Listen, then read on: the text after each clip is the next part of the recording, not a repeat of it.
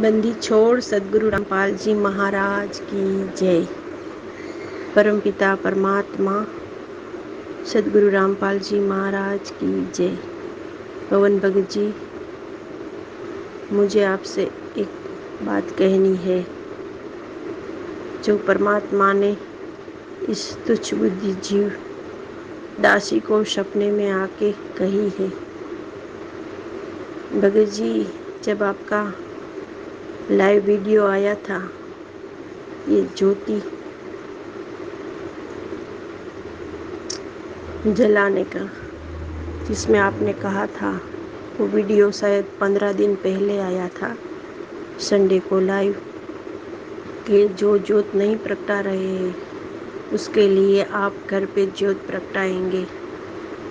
तो वो वीडियो देखा, तब ये दासी मन ही मन में ऐसे सोच रही थी, मालिक हम तुच्छ बुद्धि जीव पर ऐसी कब दया करेंगे।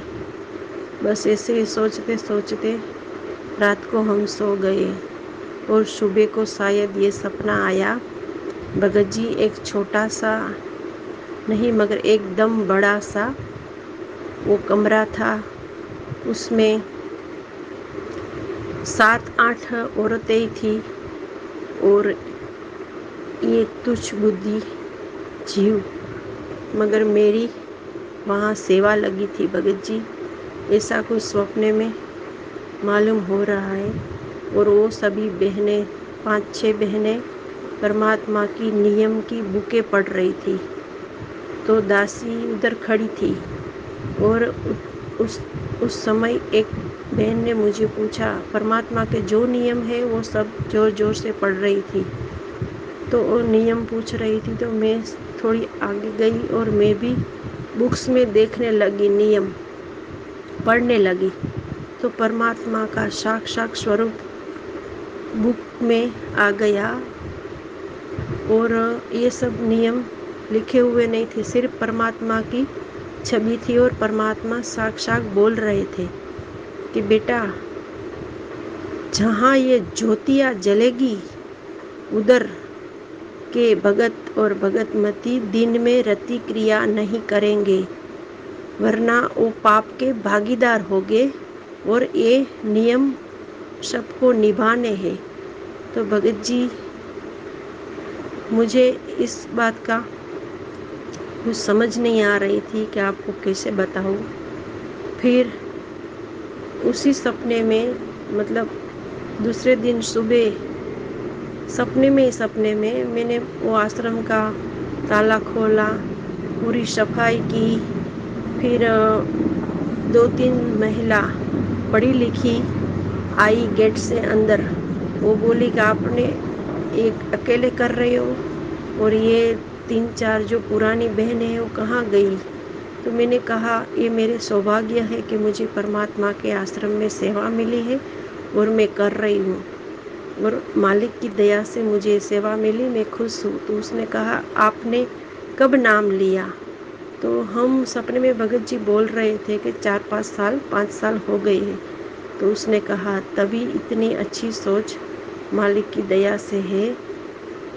और भगत जी, ये सपना ख़त्म हो गया, मगर ये परमात्मा के जो वचन परमात्मा साक्षात आके मुख से कह गए, वो बात अभी भी मेरे मन में खटक रही थी कि आपको कैसे कहूँ और परमात्मा का इसके पीछे क्या संदेश है, मैं कुछ समझ नहीं पाई।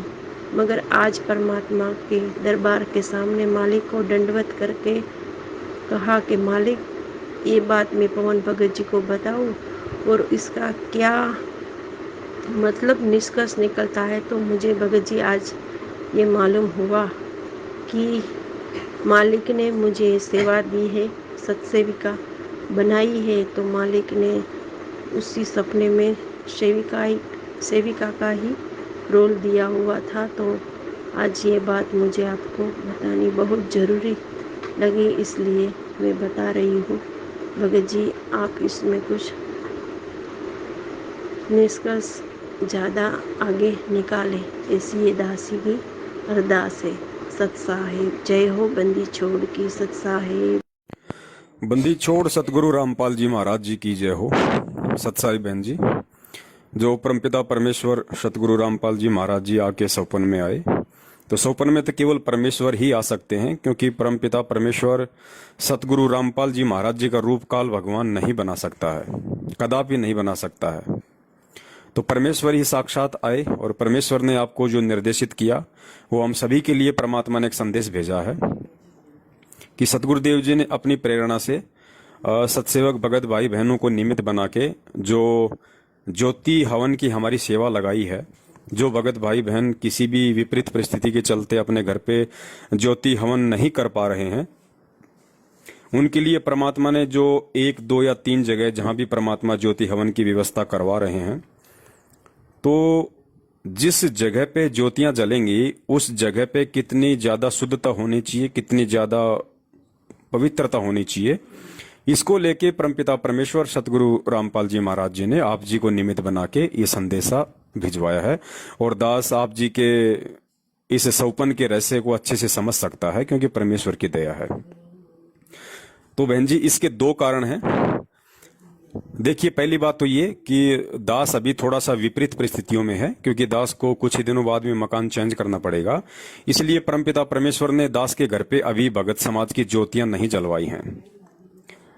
और दास के घर पे जिस दिन ज्योतियां जलनी शुरू हो जाएंगी उस दिन परमात्मा दया करेंगे 8-10 ज्योतियां यहाँ पे रेगुलर भगत समाज की जलेंगी। और परमेश्वर ने आपको जो संदेशा दिया कि बेटा जहां पे ज्योतियां जलनी चाहिए वहां पे दिन में रति क्रिया नहीं होनी चाहिए, दिन में वहां पे संभोग क्रिया नहीं होनी चाहिए, यदि कोई भगत या भगतमती वो सेवा को कर रहे हैं तो देखिए बहन, आप जानती हैं दास के ऊपर तो परमात्मा की दया है। दास तो बिल्कुल ही, चाहे दिन हो चाहे रात हो, इस रति क्रिया भोग विलास से दूर हो चुका है परमपिता परमेश्वर के आशीर्वाद से। हम तो सौपन में भी अब इसकी कोई सोच नहीं रखते हैं। अब आने वाले समय में जिन जिन भक्तों के घर पे परमात्मा दया करने वाले हैं, तो हो सकता है उन आत्माओं को मैं पवनदास ये बात कहूं तो उनकी समझ में ना आए, क्योंकि हम जीव हैं। लेकिन परमात्मा ने आपके माध्यम से जो संदेशा भिजवाया है, और जब आपके माध्यम से ये आवाज उन भगत भाई बहनों तक जाएगी जहां पे परमात्मा दया करने वाले हैं आने वाले समय में ज्योतियां जलवाने की, तो उन भक्तों को ये जरूर विश्वास होगा कि हाँ भाई, परमपिता परमेश्वर का ये आदेश है। एक बहन के माध्यम से परमात्मा ने हमें निर्देशित किया है, हमें आदेशित किया है कि यदि ज्योति जलाने की सेवा आपके घर पे वो परमपिता परमेश्वर अगर देता है आपको, तो ये आपका सौभाग्य है। लेकिन उसके लिए आपके घर में कितनी पवित्रता होनी चाहिए, सतगुरु के प्रति आपका कितना विश्वास होना चाहिए।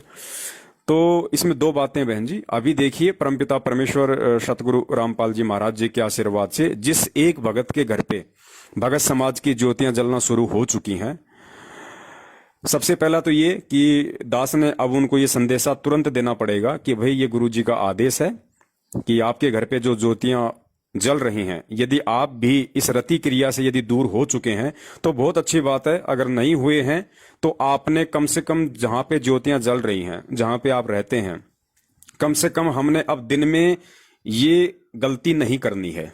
हमने इस महागलती से हमने बचना है। ये परमेश्वर का आदेश है, ये परमेश्वर का हमारे लिए निर्देश है, ताकि भगत समाज को उनकी ज्योतियों का संपूर्ण लाभ मिले। दूसरा, इस सौपन का रहस्य ये है बहन जी कि परमात्मा कहीं न कहीं आपको भी अपने घर पे ज्योति हवन के लिए निमित्त बनाना चाहते हैं। ये सेवा परमात्मा आप जी को भी देना चाहते हैं, क्योंकि आपके माध्यम से ही परमात्मा ने संदेशा दिलवाया है।